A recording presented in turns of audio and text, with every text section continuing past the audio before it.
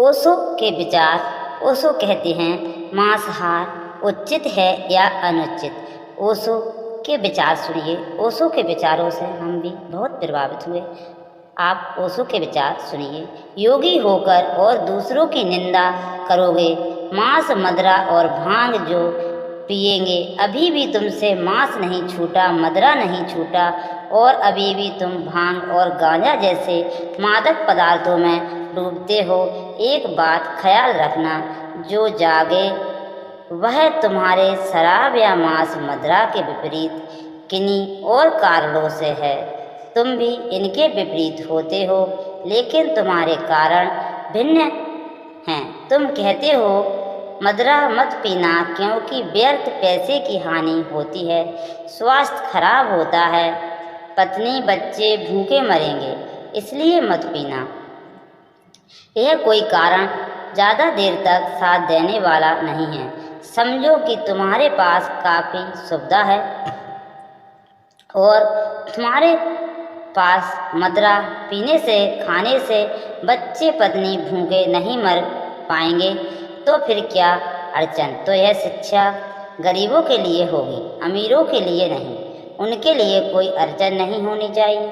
तो यह तो बड़ी खराब बात हो गई, ये तो बड़ी बेकार शिक्षा हो गई। यह शिक्षा कहती है कि शरीर खराब हो जाएगा, लेकिन शरीर तो खराब हो ही जाता है। दिन 2 दिन पहले के दिन 2 दिन बाद इसका क्या मूल्य है। 70 साल में मरे कि 80 साल में मरे, अच्छा तो यही कि 70 साल में मर गए। 10 साल के लिए दूसरे की जगह खाली करके दुनिया में जगह वैसी ही कम है, बढ़ती जाती है, हाथ हिलाने की जगह नहीं रह गई। तुम जितनी जल्दी विदा हो जाओ उतना अच्छा। तो 10 साल ज़्यादा जी गए, इससे कुछ दुनिया का हित ना हुआ।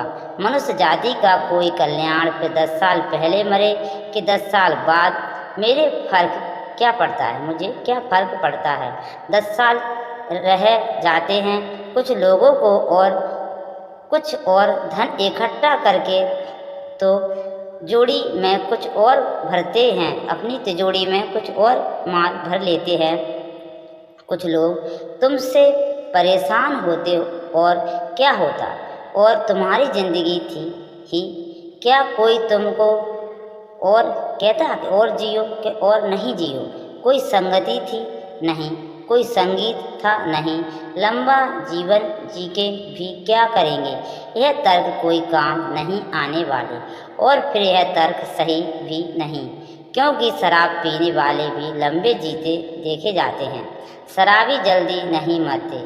अगर जल्दी मरना है, देर से मरना यही प्रमाणिक हो तो बड़ी अड़चन हो जाएगी। शंकराचार्य 33 साल में मर गए, इसका क्या यह अर्थ होगा कि धर्म से सावधान। विवेकानंद 34 साल में मर गए, इसका क्या अर्थ होगा। इसका अर्थ यह होगा कि भाई बचना, धर्म से इत्यादि में मत लगाना, धर्म में अपना मन मत लगाना। देखो विवेकानंद की क्या गति हुई। देखो शंकराचार्य बेचारे अभी होते होते ही जवान और विदा हो गए। इस तरह कुछ उम्र नहीं बांटी जाती। मोरारजी देसाई को अभी किसी ने पूछा BBC के इंटरव्यू की, आप चर्चा के संबंध में क्या कहते हैं। यह ओशो के विचार उस टाइम के हैं जब यह राजनीति में मोरारजी देसाई जी थे और BBC थे। क्या कहते हैं, क्योंकि वह तो खूब पीता था, सिंह भी, शराब भी, मांस भी, ब्रह्म मुहूर्त में कभी उठता ही नहीं था और 10 बजे के पहले नहीं उठता था, लेकिन जिया तो खूब। तो मोरारजी देसाई ने कहा कि वह अपवाद, और मोरारजी देसाई सोचते हैं कि वह जो लंबा जी रहे हैं वह जीवन जल पीने की वजह से और रचल अपवाद। मैंने सुना मुल्ला नसरुद्दीन 80 वर्ष का हो गया, लेकिन अभी भी तैराकी में प्रथम आता था। तो पत्रकार उसके घर गए, जन धन उसका मनाया जा रहा था, उसके जो इतना पैसा आया उसी टाइम पर उसका जन्मदिन मनाया जा रहा था। 80वां उन्होंने पूछा कि 80 वर्ष के तुम हो गए, तुम्हारा राज्य क्या है? 80 वर्ष के हो गए, इस तुम्हारी उम्र का राज क्या है? तुम कैसे अब तक प्रथम तैराक जवान भी तुमसे हार जाते? तो उसने कहा, क्योंकि मैंने कभी शराब नहीं पी, मांस नहीं खाया, स्त्रियों के पीछे नहीं भागा भटका, मैं किसी व्यसन में रहा ही नहीं। इस कारण चमत्कार हुए। लोग जो पूछने आए थे, लेकिन तभी मुल्ला ने कहा, लेकिन इससे बहुत विचार में मत पड़ो, मैं कुछ भी नहीं हूँ। मेरे पिता 100 साल के हो गए, मगर घोड़ा सवारी में उनका कोई मुकाबला नहीं। मैं भी घुड़सवारी में उनका मुकाबला नहीं कर पाता, जवान से जवान नहीं कर पाते, और वे शराब भी पीते। क्षमा करना, मुल्ला ने कहा, वह शराब भी पीते, मांस भी खाते। तो पत्रकारों ने कहा, हम तुम्हारे पिताजी से मिलना चाहते हैं। यह तो बड़ी हैरानी की बात है कि शराब भी पीते, मांस भी खाते, 100 साल के हो गए, घुड़सवारी में कोई मुकाबला नहीं कर सकता। तुम्हारा परिवार तो बड़ा अद्भुत मालूम होता है। पिताजी कहाँ हैं? उनके हम दर्शन करना चाहते हैं। मुल्ला ने सुदीन कहा, ये नहीं हो सकेगा, क्योंकि पिताजी गए हैं मेरे दादा की बारात में। दादा की बारात? तो मुल्ला ने कहा, हाँ, मजबूरी थी। तुम्हारे दादाजी विवाह कर रहे हैं? पत्रकार बोले, तुम्हारे दादाजी विवाह कर रहे हैं? उन लोगों ने पूछा। मुल्ला ने कहा, कर नहीं रहे, करना पड़ रहा है, स्त्री गर्भवती हो गई है। दादाजी की उम्र कितनी है? 120 साल। क्या हिसाब लगाओगे? कैसे हिसाब लगाओगे? शराब पीने वाले खूब जीते। तुम इस तरह के तर्क देके किसी की शराब पीने से उसे नहीं बचा सकते। यह तर्क थोते हैं, इन तर्कों में कोई बल नहीं, इसलिए तर्क चलते रहते हैं और लोग शराब पीते रहते हैं, सिगरेट पीते रहते हैं, मांस खाते रहते हैं, सब चलता रहता है। यह तर्क भी चलते रहते हैं और बाकी सब भी चलता रहता है। इन तर्कों में और उनके जीवन व्यवहार में कोई संबंध कभी निर्मित नहीं होता। जब बुद्ध पुरुष कहते हैं, गोरख जैसे पुरुष कहते हैं कि मत पियो शराब, तो उनके कारण बहुत अन्य हैं। इसलिए नहीं कि तुम ज़्यादा जी लोगे, ज़्यादा जी के क्या क्या करोगे, जीने में मूल्य ही क्या है। इसलिए भी नहीं कि स्वास्थ्य अच्छा रहेगा, स्वास्थ्य का कोई आध्यात्मिक मूल्य थोड़ी है।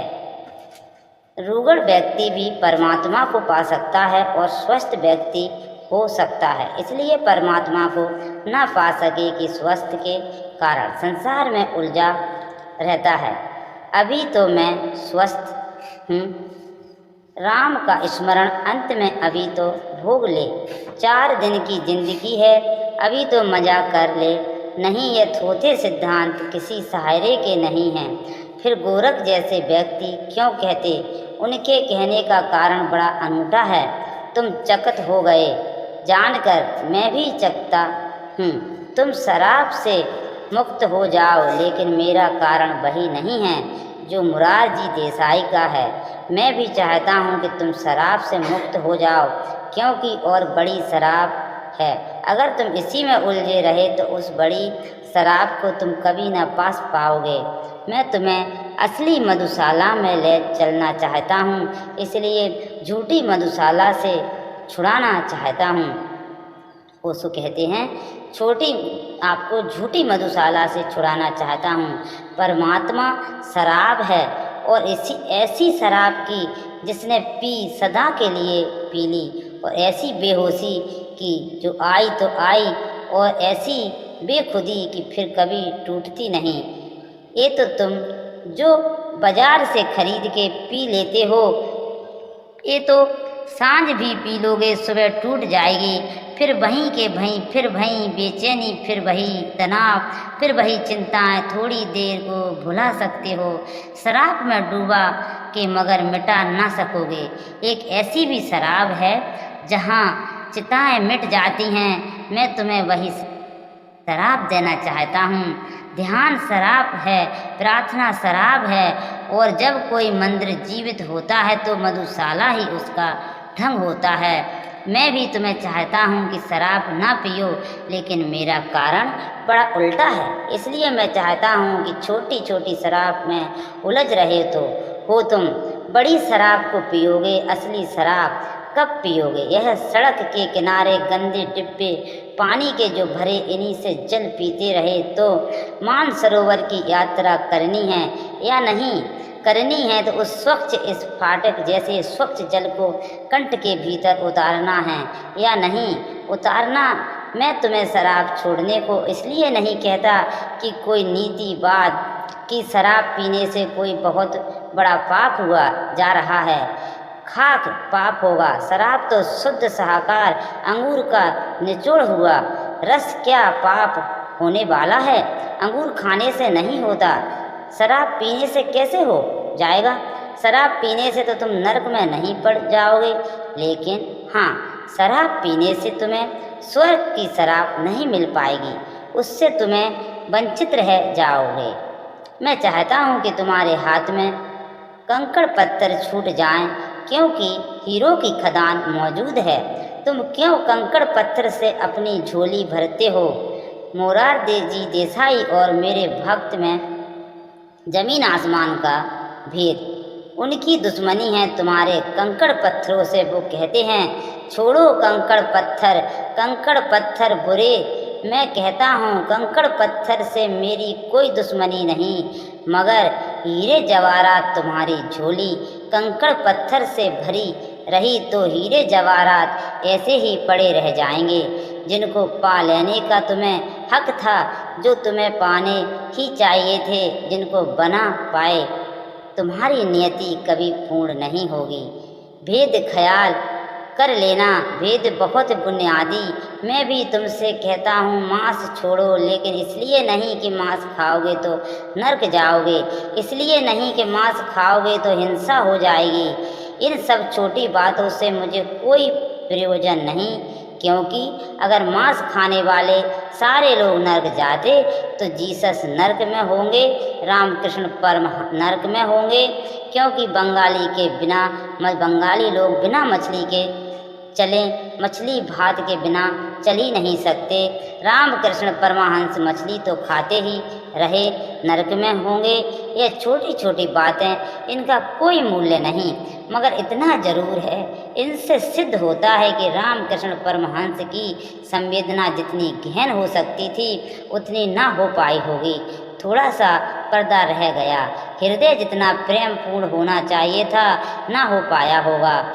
थोड़ी कलंक रह गई, नरक में पड़ गए ऐसा नहीं, मगर एक और सौंदर्य का अनुभव हो सकता था जिससे वंचित रह गए। जीसस नरक जाएंगे ऐसा नहीं, लेकिन जीवन के समझने में थोड़ी चूक रह गई, एक कांटा रह गया।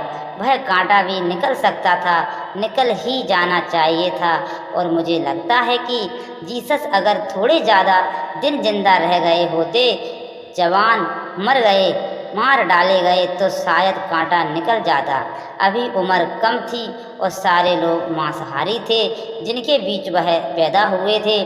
थोड़ी उम्र भक्ति, थोड़ा बोध गहन होता, थोड़े परमात्मा का साक्षात्कार और संगन होता तो निश्चित ही मांसाहार छूट जाता, क्योंकि अंतिम अवस्था में जिसे सब तरफ परमात्मा दिखाई पड़ने लगा, वह अपने भोजन के लिए किसी के जीवन की हत्या करेगा, यह सोचना असंभव है। मैं तो इसलिए नहीं कहता कि मांसाहार पाप है कि इस पाप के परिणाम में तुम्हें नरक भुगतना होगा, बल्कि इसलिए कहता हूँ कि मांसाहार तुम्हारी संवेदनशीलता को कम करता है, तुम्हारी संवेदनशीलता की सूक्ष्मता छिन जाती है। तुम्हारे भीतर से जितना शुद्ध संगीत पैदा हो सकता है वह हो नहीं सकेगा। तुमने अपनी बीड़ा में बड़े मोटे खुरदरे तार लगा लिए, संगीत तो होगा, गीत भी पैदा होगा, लेकिन मोटे और खुरदे और सस्ते तार लगा लिए, जबकि महीन अभिजात सूक्ष्म तार उपलब्ध थे। तुमने अपनी बीड़ा के साथ दुर्व्यवहार कर लिया है। नहीं कि तुम नर्क में पड़ोगे। ये नहीं है कि तुम नर्क में पड़ोगे, क्योंकि तुमने बीड़ा में खुरदरे तार लगा लिए। और यह ध्यान रखना कि जब तुम मांसाहार करते हो तो तुमसे किसी को मारा इस भ्रांति में मत पड़ना, क्योंकि मर तो कोई भी सकता है, मर तो कोई नहीं सकता, इसलिए पाप यह नहीं है। पाप यह नहीं है कि तुमने किसी को मार डाला, मृत्यु तो यहाँ होती है,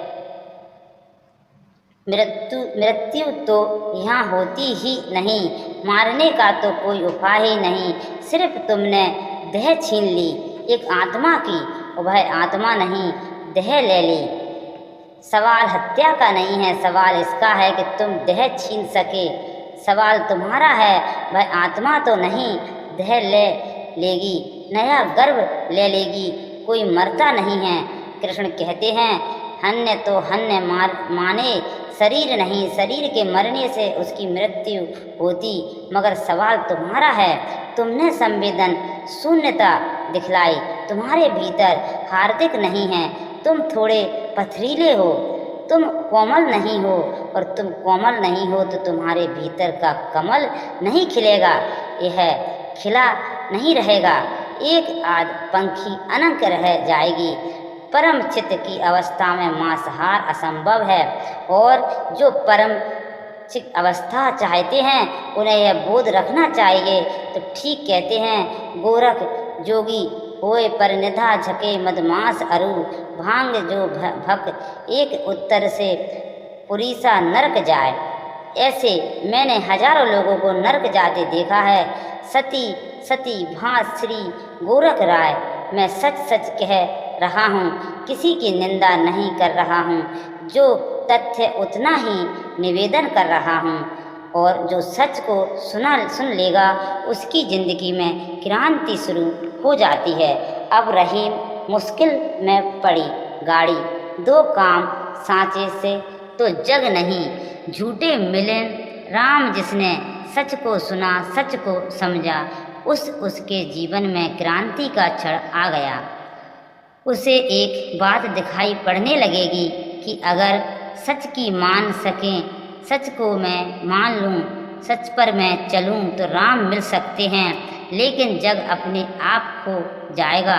छोड़ना नहीं पड़ता, जग अपने आप खो जाता है। झूठ से तो राम नहीं मिलते, सच से जग नहीं मिलता। जिसको यह बात दिखाई पड़ गई उसे स्पष्ट चुनाव करना ही होता है। उसी चुनाव को मैं संन्यास कहता हूँ, वह निर्णायक घटना है। ओशो कहते हैं, यह ओशो की वाणी थी, ओशो के अनमोल विचार। ओशो के विचार ऐसे हैं, उन्हें सुनकर अपने मन को सुकून और शांति मिलती है। ओशो के विचार सुने। वीडियो देखने के लिए थैंक यू। चैनल को सब्सक्राइब करें, लाइक करें। ऐसे ही ओशो से संबंधित जानकारी आपको मिलती रहेगी।